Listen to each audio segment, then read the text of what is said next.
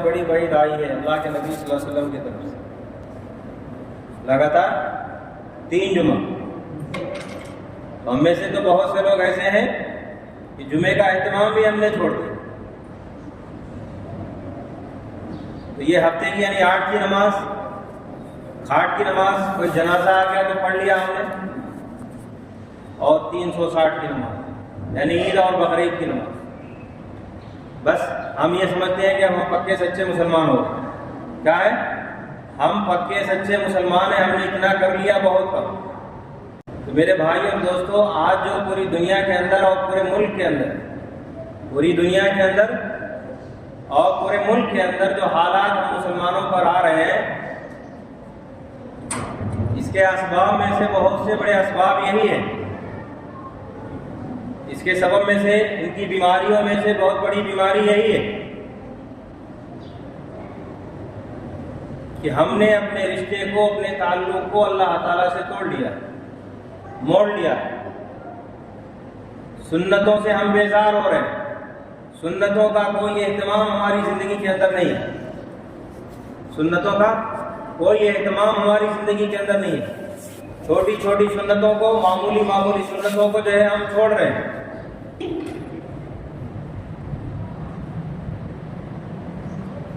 حدیث میں فرمایا اللہ کے نبی صلی اللہ علیہ وسلم نے، من تمسک بسنتی عند فساد امتی فلہ 100 اجر شہید۔ جب میری سنتوں کو پامال کیا جا رہا ہوگا، چھوڑا جا رہا ہوگا، اس وقت کوئی جو ہے میری ایک سنت کو زندہ کرے گا، اس کو 100 شہیدوں کا ثواب اللہ تعالیٰ عطا فرمائے گا۔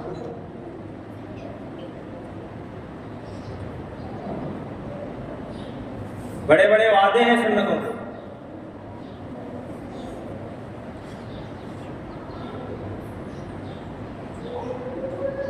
مسلمانوں کا ایک اسلامی لشکر جو ہے ایک جگہ قلعہ فتح کرنے کے لیے قلعہ جو ہے فتح نہیں ہو رہا۔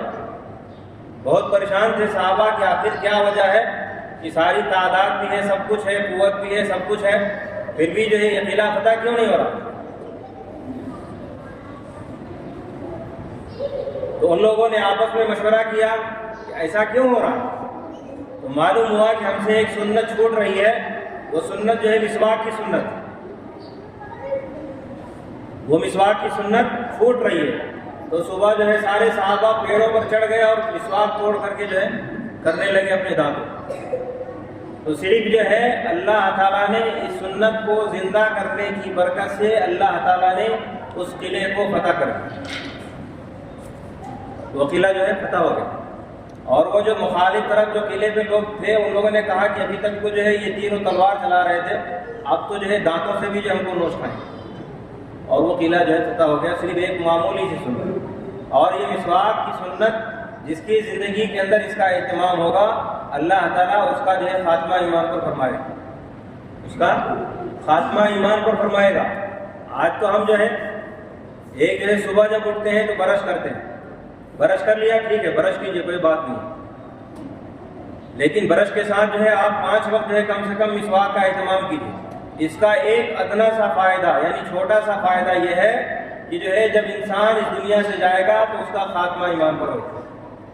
یہ بالکل پکی بات ہے، میں یہ نہیں کہہ رہا ہوں، اللہ کے نبی صلی اللہ صادق المصدوق محمد رسول اللہ صلی اللہ علیہ وسلم نے فرمایا کہ جس کی زندگی کے اندر مسواک کرنے کی سنت موجود ہوگی، اللہ تعالیٰ اس کا خاتمہ ایمان پر فرمائے گا۔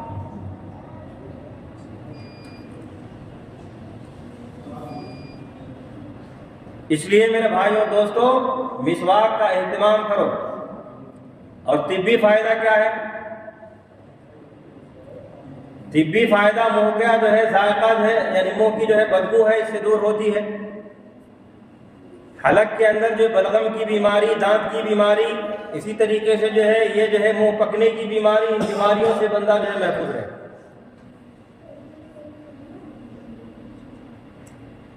یہ پیلے والے جو پیلو کا جو مسواک ہے اس کے بہت سے فوائد ہیں۔ کہتے ہیں کہ اگر جو ہے مسواک کی پابندی کوئی کرے گا اس پیلو کی مسواک کی، تو یہ دانتوں کے اندر جو کیڑے ہوتے ہیں جو دانتوں کو سڑا دیتے ہیں اور جو ہے سوراخ ہو جاتا ہے، اس کی پابندی سے وہ کیڑے جو ہے مر جاتے ہیں۔ ہم لوگ مسواک کرنا تو دور، نہیں کرتے ہیں، اور پھر جو ہے ڈاکٹر کے پاس جو ہے دانتوں کی بیماری لے کر کے جاتے ہیں کہ میرے دانت میں درد ہے، میرے دانت میں سوراخ ہو گیا ہے، اس کو جو ہے اکھاڑ۔ تو ہماری زندگی کے اندر جو ہے سنتیں آئیں، اس کی فکر کیجیے۔ یہ جب چیزیں آئیں گی ہماری زندگی کے اندر تو حالات جو ہے بدلیں گے، حالات پوری دنیا کے، پورے ملک کے حالات جو ہے بدلیں گے۔ کیا ہوگا؟ بدلیں گے۔ یہ اللہ کے نبی صلی اللہ علیہ وسلم نے وعدہ فرمایا ہے کہ میری سنتوں کو زندہ کرو، میری سنتوں کو اپنی زندگی کے اندر داخل کرو۔ کسی چیز کا، کسی بھی سنت کا اہتمام نہیں۔ گھر کے اندر ہم جاتے ہیں، اللہ کے نبی صلی اللہ علیہ وسلم نے فرمایا، ایک تو سب سے پہلے فرمایا کہ اگر کسی اجنبی کے گھر میں آپ جا رہے ہیں، کسی اجنبی پہچان والا ہو، رشتہ دار نہیں، کسی بھی مسلمان کے گھر آپ جا رہے ہیں، تو فرمایا قرآن کریم کے اندر اللہ تعالیٰ یا ایھا الذین آمنوا ادخلوا فی السلم کافۃ،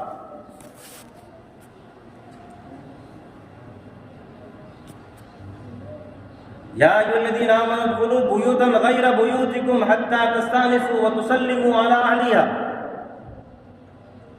ذالکم خیر لکم لعلکم تذکرون۔ کسی کے گھر کے اندر جاؤ، آپ کا بھائی ہو، آپ کا گھر ہو، آپ کے پڑوسی کا گھر ہو، کسی کا بھی گھر ہو، اس گھر میں جب آپ جائیے تو فرمایا اللہ تبارک و تعالیٰ نے کہ اس گھر کے اندر سلام کر کے داخل ہو۔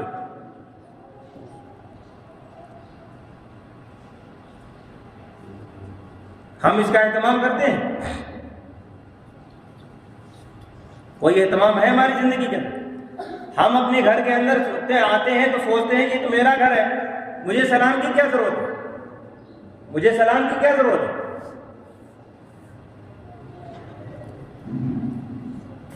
نہیں، آپ اپنے گھر کے اندر بھی داخل ہو تو سلام کر کے داخل ہو۔ ادخلوها بسلام آمنین۔ ایک صحابی رسول صلی اللہ علیہ وسلم نے فرمایا، اے اللہ کے نبی صلی اللہ علیہ وسلم، میں اپنے گھر کے اندر میں اور میری والدہ دو لوگ رہتے ہیں، باقی اور کوئی نہیں رہتا، اور میں ہی جو ہے اپنی والدہ کا خدمت گار ہوں، میں ہی خدمت کرتا ہوں، میں ہی ان کی دیکھ ریکھ کرتا ہوں، ان کے کھانے پینے کا انتظام میں ہی کرتا ہوں۔ کیا میں بھی اپنے گھر کے اندر جب داخل ہوں تو سلام کر کے داخل ہوں؟ اللہ کے نبی صلی اللہ علیہ وسلم نے فرمایا ہاں۔ 3 مرتبہ صحابی نے سوال کیا، تینوں مرتبہ اللہ کے نبی صلی اللہ علیہ وسلم نے فرمایا کہ ہاں تم بھی جو ہے اپنے گھر کے اندر داخل ہو تو سلام کر کے داخل ہو۔ پھر 4تھی مرتبہ صحابی نے سوال کیا، اللہ کے نبی میرے علاوہ کوئی نہیں ہے ان کی خدمت کرنے والا۔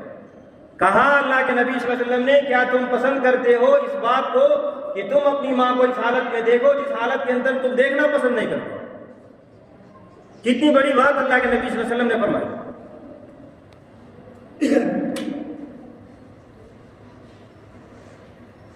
آپ اس کی مصلحت، اس کی حکمت کو سمجھیے۔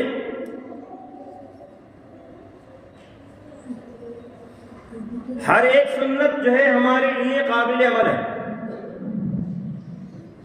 چھوٹی سی چھوٹی سنت ہو، کھانے کی ہو، پینے کی ہو، سونے کی ہو، اٹھنے کی ہو، گھر میں داخل ہونے کی ہو، گھر سے نکلنے کی ہو، وضو کرنے کی سنت ہو، نماز پڑھنے کی جو سنتیں ہیں، سب کا اہتمام کیجیے، جتنا آپ سے ہو سکے اتنا اہتمام کیجیے، جتنا آپ سے ہو سکے اتنا اہتمام کیجیے سنتوں کا، کہ ہماری زندگی کے اندر سنت آئے۔ جب سنت آئے گی، اس کی مثال یوں لے لیجیے،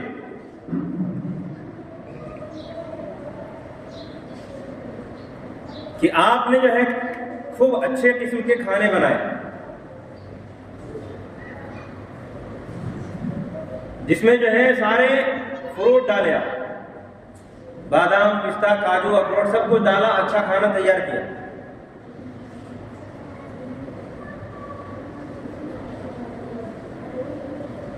مہمانوں کو دعوت دیا، مہمان آ گئے، کھانا کھانے کے لیے بیٹھے، مہمان نے لقمہ اٹھایا، بسم اللہ الرحمن الرحیم پڑھ کر کھانا شروع کیا۔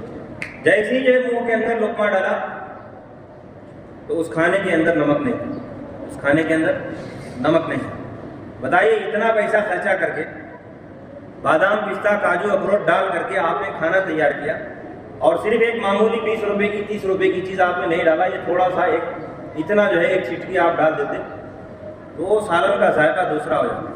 نہیں ڈالا اس کا ذائقہ نہیں ہے. آپ کو یہ کھانا جو ہے آپ کے اپنے حلق سے نیچے نہیں اترے گا، نہیں اترے گا، اچھا نہیں لگے گا. ایسی جو ہے سنتوں کی مثال، سنتوں کی مثال بھی ایسی ہی ہے. ہماری زندگی کے اندر سنت کی مثال ایسی ہی ہے جیسے جو ہے کھانے میں نمک.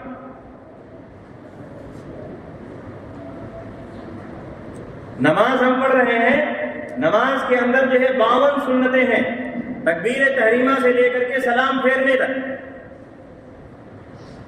52 سنتیں ہیں. نماز تو ہم پڑھ رہے ہیں، لیکن نماز کے اندر وہ لذت، وہ چاشنی، وہ مٹھاس، وہ حلاوت نہیں آ رہی. کیوں نہیں آ رہی ہے؟ اس لیے تو ہم صرف فرائض کے اوپر جا رہے ہیں، سنتوں کا اہتمام نہیں ہے کہ ہم کو جو ہے کھڑے کیسے ہونا ہے، نیت کیسے باندھنا ہے، رکوع میں کیسے جانا ہے، سجدے میں ہاتھ کیسے پھیلانا ہے، انگلیاں کہاں رکھنی ہیں، جب نیت باندھیں گے تو انگلیاں ہماری کیسے ہوں گی، یہ جو ہے ہم کو نہیں معلوم بھی نہیں ہے، اس کا اہتمام بھی نہیں، سیکھنے کی کوشش بھی نہیں.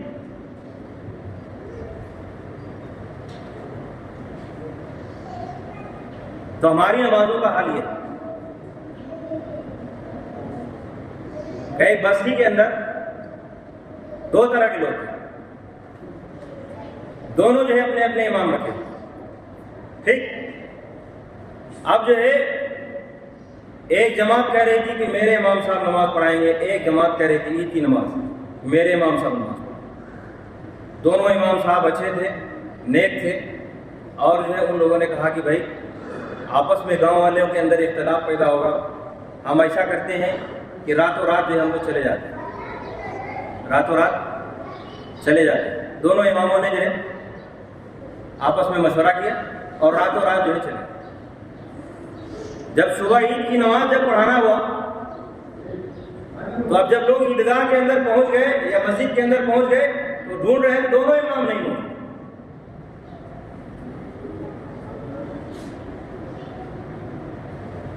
اب جو ہے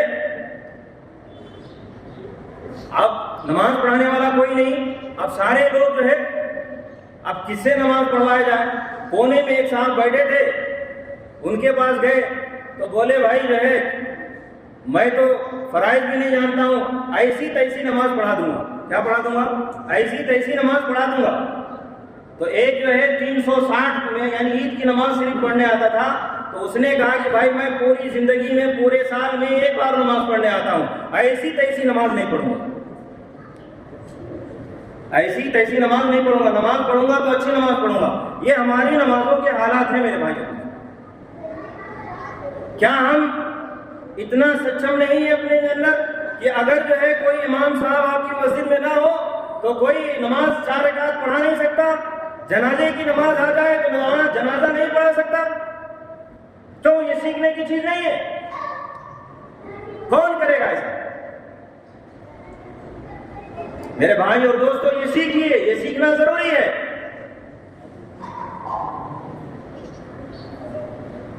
مان لیجیے کہ ایسے حالات آ گئے، امام صاحب نہ ہو تو ہم تو اتنا جان لیں، اتنا تو سیکھ لیں کہ اگر امام صاحب نہ ہو تو مصلی پر کھڑے ہو کر کے نماز پڑھا دیں. امام صاحب نہ ہو تو جنازہ آیا تو جنازہ کم سے کم پڑھا لیں. بتائیے میرے بات، دنیا کی کوئی ایسی چیز جو پیٹ پالنے والی ہے ہم اور آپ نہیں سیکھتے ہیں؟ پیٹ چلانے کے لیے اپنے پیٹ کو، اپنے فیملی کو، اپنے بچوں کو جو کھلانے پلانے کے لیے ہم سارے ہنر سیکھتے ہیں. الیکٹریشین بنتے ہیں، کارپینٹر بنتے ہیں، میکینک بنتے ہیں، اور پتائی کا کام کرتے ہیں، سارا کام، انجینئر بنتے ہیں، ڈاکٹر بنتے ہیں، پروفیسر بنتے ہیں، سارا کام سیکھتے ہیں. سارا کام سیکھتے نہیں سیکھتے بھائی. اور پھر جو ہے ایک کیا چیز نہیں سیکھتے ہیں؟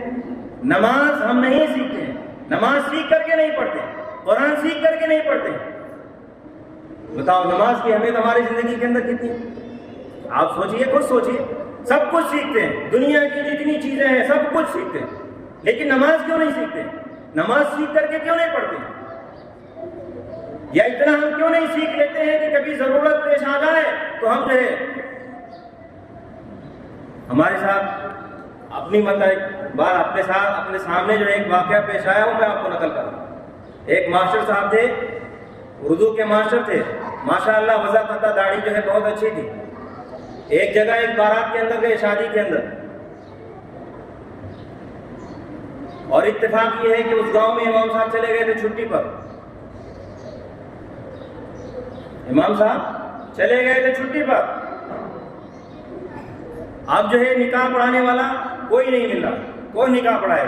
بارات آ کر کے 3 گھنٹے سے 4 گھنٹے سے جو ہے رکی ہوئی ہے، کوئی جو ہے نکاح پڑھانے والا نہیں ملا۔ اب جب ان کو دیکھا داڑھی وضع فتح جو ہے اچھی ہے، تو لوگوں نے کہا کہ آپ ہی نکاح پڑھائیں گے۔ بھائی وضع فتح ہے، داڑھی تو رکھی ہے ماشاءاللہ، لیکن نکاح کا خطبہ ان کو نہیں معلوم ہے، ایجاب و قبول کے بارے میں نہیں معلوم ہے، نہیں معلوم تھا۔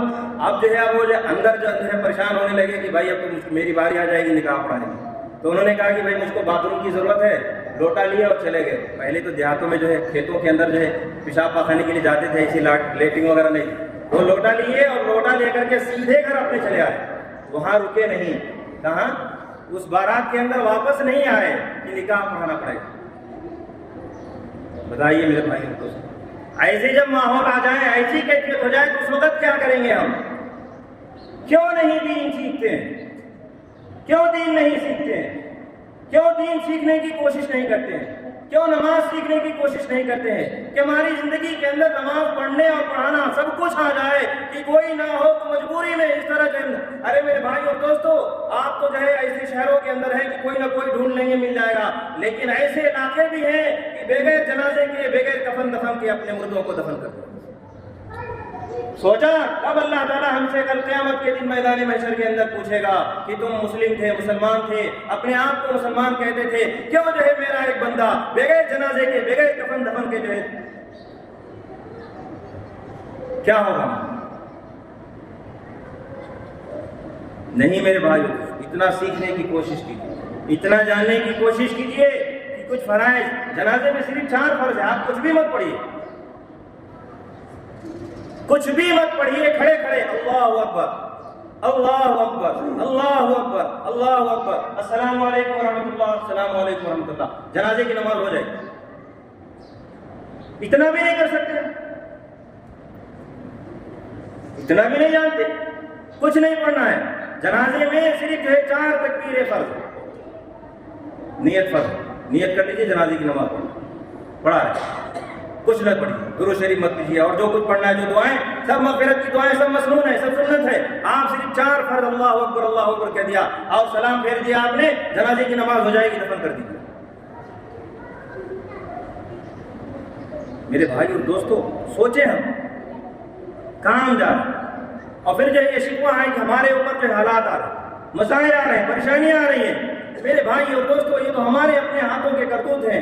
وما اصابکم من مصیبت فبما کسبت ایدیکم ویعفو عن کثیر، جو کچھ مصیبتیں، جو کچھ پریشانیاں، جو کچھ حالات آتے ہیں، مسائل آتے ہیں، ہمارے اپنے کرتوت ہیں، ہم نے اس کو خود بویا، ہم نے خود بویا ہے تو ہم کاٹیں گے اس کو۔ بہت سے گناہ، بہت سی جو ہے غلطیاں اللہ اس کو پکڑ نہیں کرتا، بہت سی غلطیوں کو معاف کر دیتا۔